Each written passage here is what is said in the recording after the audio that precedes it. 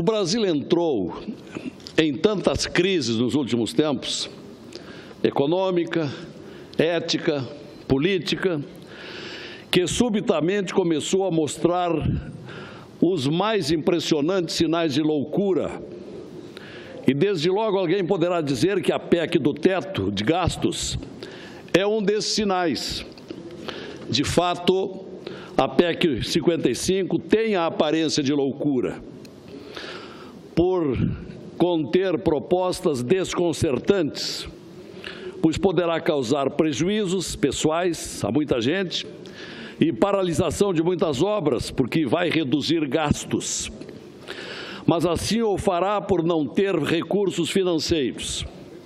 Ninguém ignora que chegamos a este dramático momento que faz parecer perda de juízo governamental, cortando gastos e só prometendo garantia de verbas à saúde e à educação.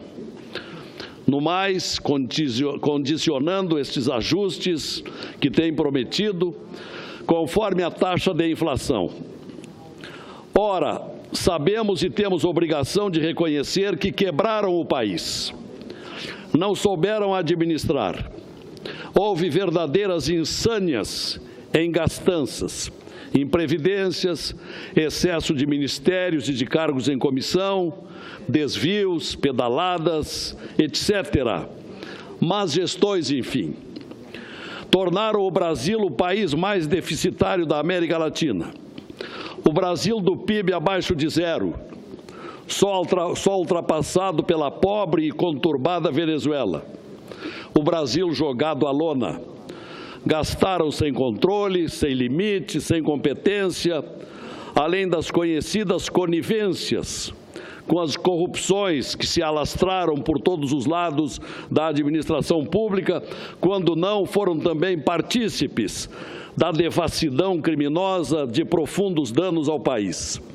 A PEC 55 pode aparentar uma loucura, mas cabe um questionamento desde logo sobre a eventualidade de outra solução. Se haverá algo mais sensato e não se tem ouvido qualquer resposta convincente a respeito. Ninguém tem proposto melhor opção, mas muitos se arvoram em tecer críticas e cobrar aquilo que não fizeram nos governos anteriores. Quando muito, perguntam por que não reduzir o pagamento de juros, que também gostaríamos de ver acontecer, contenção no pagamento dos juros. Mas aí, qual seria a consequência? Se estes juros massacrantes que pagamos foram objeto de contratos acabados com emprestadores, tem explicações econômicas e contratuais. Por outro lado, recorde-se que a explosão da inflação no governo Dilma aconteceu justamente quando baixou os juros. Como é curial na ciência das finanças públicas, os juros funcionam como válvula de escape no controle da inflação. É verdade que os juros sacrificam os mais pobres, enquanto beneficiam aqueles que emprestam com valores indexados. Esses são protegidos e ganham dinheiro. Mas nesta hora, senhores senadores, baixar juros poderia ser a renovação da aventura do governo Dilma e a volta da inflação.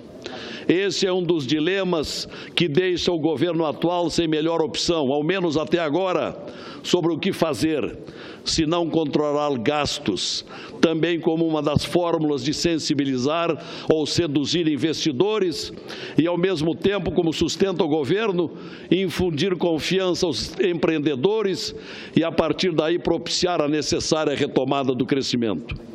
Essa extremada medida do governo poderá também servir de aprendizado. Aquela lição que as donas de casa conhecem muito bem: gastam conforme o que se ganha e economizar quando se passa a dever é indispensável. É o caso do Brasil de hoje, por demais endividado. Se neste ano chegaremos a 172 bilhões de reais de déficit, inevitavelmente forçado a esse doloroso transe, verdadeiro sofrimento a que foi conduzido por más gestões do dinheiro público. e agora o Brasil terá de aprender a viver mais controlado e mais fiscalizado nos seus gastos, no uso do sagrado dinheiro dos impostos, que tanto oneram os brasileiros em geral há tanto tempo. Mas, senhores senadores, há outras loucuras em curso nesse Brasil de insanidades. O Brasil arrasado economicamente, das indústrias paradas ou demitindo como forma de sobrevivência, o Brasil dos 12 milhões de desempregados e agora o Brasil dos poderosos apanhados pela lei, dos sobressaltos àqueles que se apropriaram do patrimônio público e com contas a prestar. Há outras perplexidades surgindo, senador Aloysio, outras loucuras que o país está assistindo. Aí está uma delas, mais recente, que até parece piada, mas é verdade. Um episódio com sinal de desespero e de jus esperneandi, na tentativa de fugir das barras da lei, do cerco do judiciário, de onde se tem aproveitado tantos resultados, particularmente na chamada República de Curitiba. Vejam a notícia surgida no fim de semana e pasmem. Lula, por seus advogados, pede a prisão do juiz Sérgio Moro. É ou não mais uma das grossas loucuras desse Brasil de perturbações? Justamente Lula, que aparelhou com gente desonesta a arruinada Petrobras, que viu e colaborou para que seu partido se desviasse de seus princípios básicos e de seus ideais, sendo ele próprio um dos beneficiários dos desvios, conforme incontáveis acusações.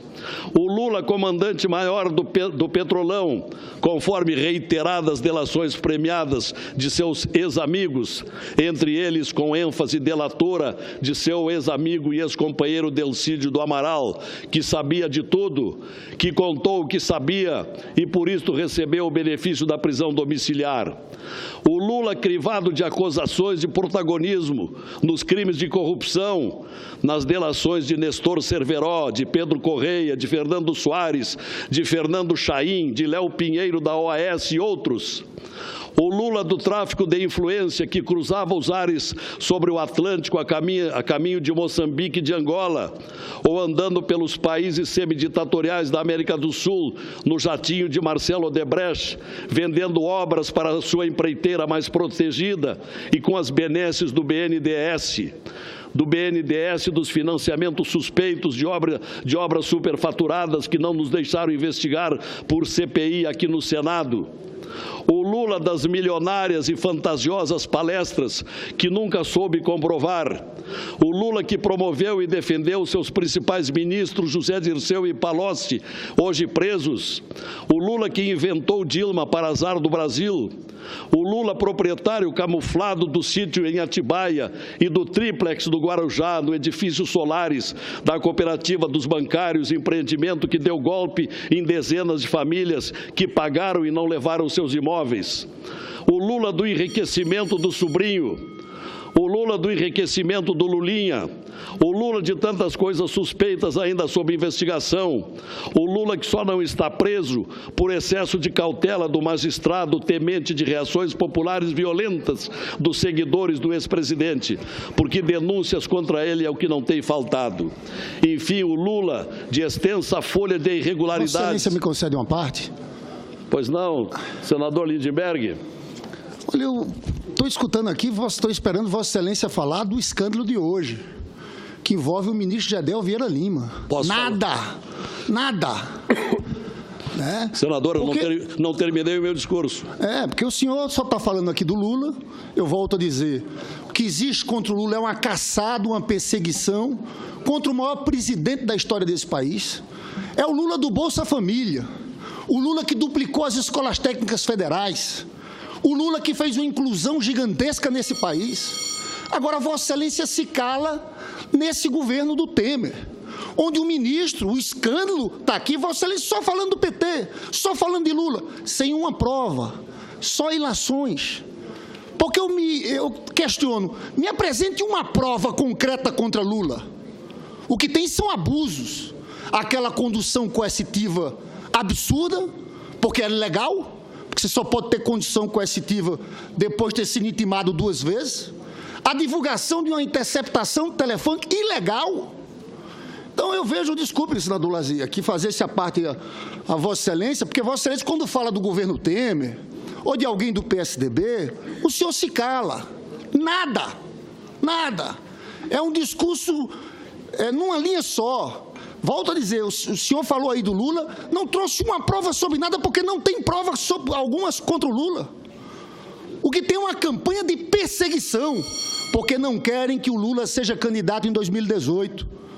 Porque estão destruindo tudo que o Lula conseguiu construir. Ampliação dos investimentos na área social. Nós saímos de 13% do PIB de gastos sociais para 17%. Foi por isso que a desigualdade caiu. E esse governo aí, que o senhor está apoiando, está desconstruindo tudo. O senhor falou da PEC 55.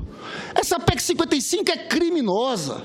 Retira recursos da educação, da saúde pública. Então, eu quero aqui protestar, fazer a defesa do presidente Lula. Eu creio que Vossa Excelência, da outra vez, podia apresentar alguma prova contra ele, não ficar só nesse discurso, e devia se dirigir ao escândalo do dia. E nós aqui da oposição estamos pedindo o imediato afastamento de Gedel Vieira Lima. Não pode continuar como ministro. E me impressiona a posição desse presidente Temer, que foi avisado pelo ex-ministro Calheiro. Foi avisado. Tem uma discussão aqui sobre prevaricação do Temer. Então, eu acho que Vossa Excelência devia abordar de forma mais ampla essa conjuntura e a crise que a gente está vivendo no dia de hoje, que é uma crise que atinge outro ministro do núcleo duro do governo Temer. Na verdade, é do seu estado outro membro, Eliseu Padilha. Quando você olhar no governo Temer, é Temer, Eliseu Padilha, Gedel Vieira Lima e Moreira Franco. É esse governo que está aí. Eu queria uma manifestação de Vossa Excelência sobre esse escândalo envolvendo outro ministro do governo Temer. Senador Lindenberg, desde logo quero lhe dizer que eu não sou do governo Temer nem do governo Lula. Eu sou... Mas está apoiando tudo o governo Temer, não, até essa PEC. O senhor está enganado. Eu tenho apoiado o que é bom e verberado contra o que é ruim. Agora, Vossa Excelência parece que não ouviu o rol interminável, que poderia ser ainda mais extenso, sobre a história de Lula. O senhor parece que ignora, o senhor fecha os ouvidos com respeito ao currículo, ao retrospecto de Lula, repleto de infrações que o Brasil inteiro conhece e clama para que uma providência seja tomada. Senador Perrella. Obrigado, senador Lazier. Me parece que o fato de qualquer outra irregularidade que acontecer no governo ou suspeita, não é tudo que o PT quer para dizer que todo mundo é farinha do mesmo saco. Não é? Porque o Lula hoje é unanimidade nacional. Não é perseguido, não. Existe prova, sim. E ele vai ser indiciado.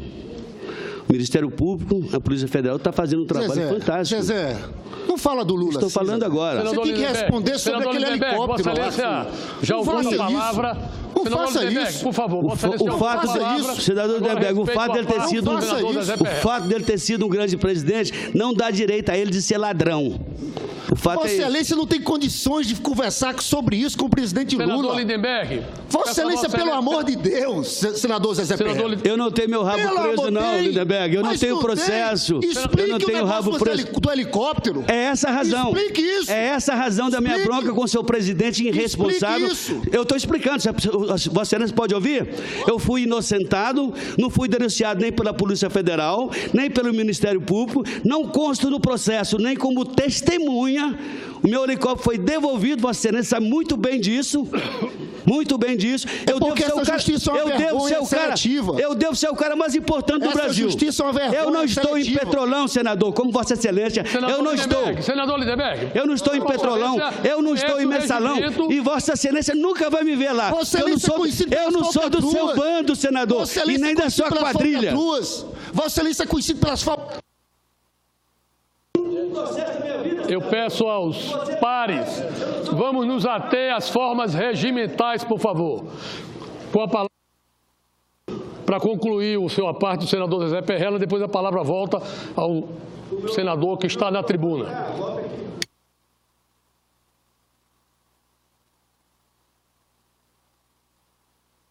Todo mundo conhece seu passado e conhece o meu. Eu não tenho um processo na minha vida, meu irmão. Um sequer. Me aponte um. Eu nunca fui condenado a nada. Sou político há 20 anos. Vivo do meu trabalho e das minhas empresas, diferente de vocês que sugam o governo. Você não é condenado por essa justiça seletiva. Foi um absurdo o caso do helicóptero ter sido arquivado. Obrigado. Eu devo ser mais importante do que o Lula, do que Sérgio Cabral, do que Garotinho, porque eu estou aqui conversando com Vossa Excelência, o resto está preso.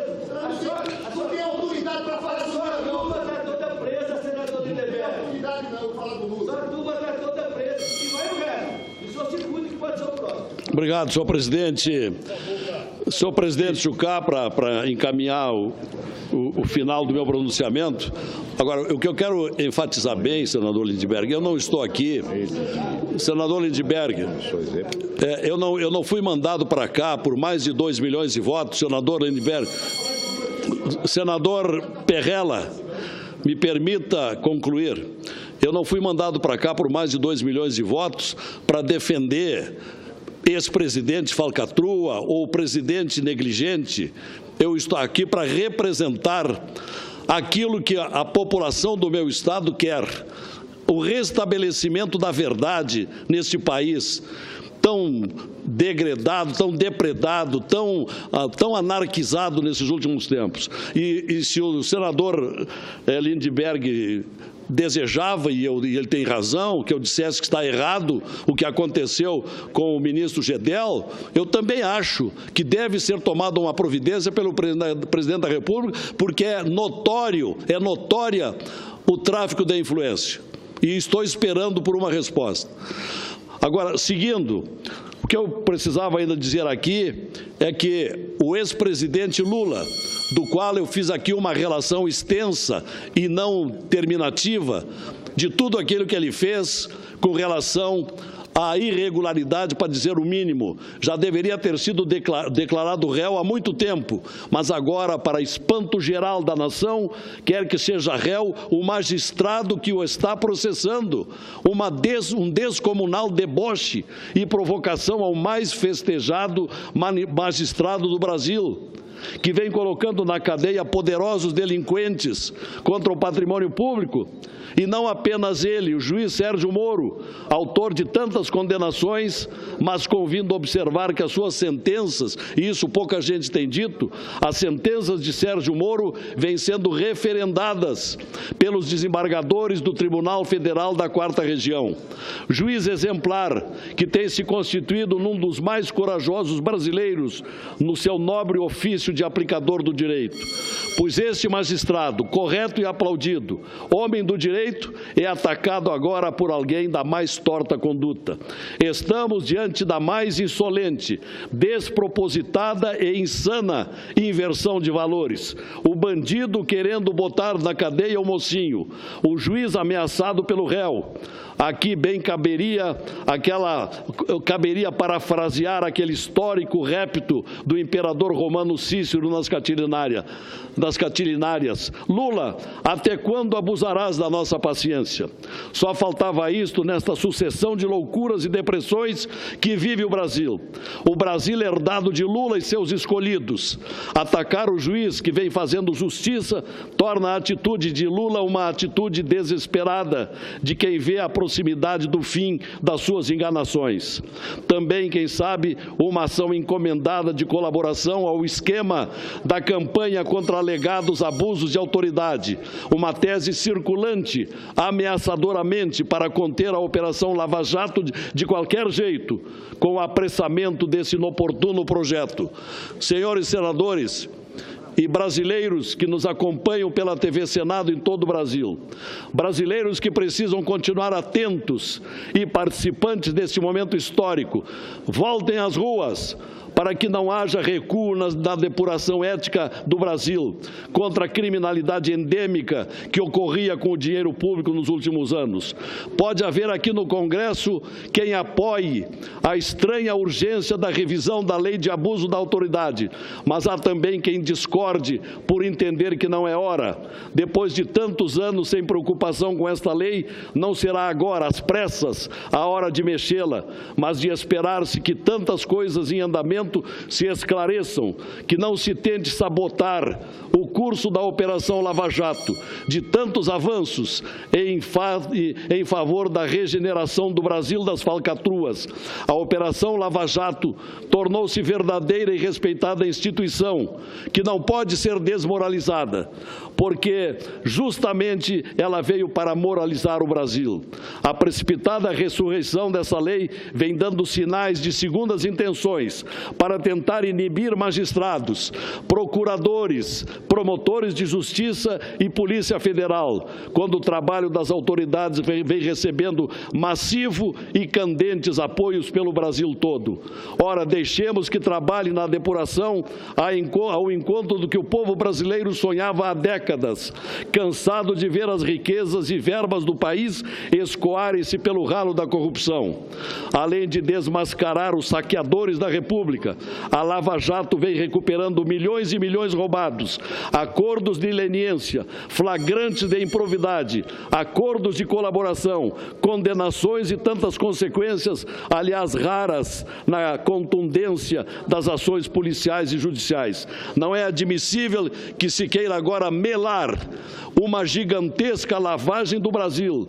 Nesta hora, boicotar a Lava Jato seria a maior das loucuras consentidas neste caótico Brasil, à espera de uma renovação histórica de costumes e de transparência. É o valor que todos os brasileiros de bem devem defender com a máxima bravura, porque poderá não haver uma nova oportunidade. Obrigado, senhor presidente.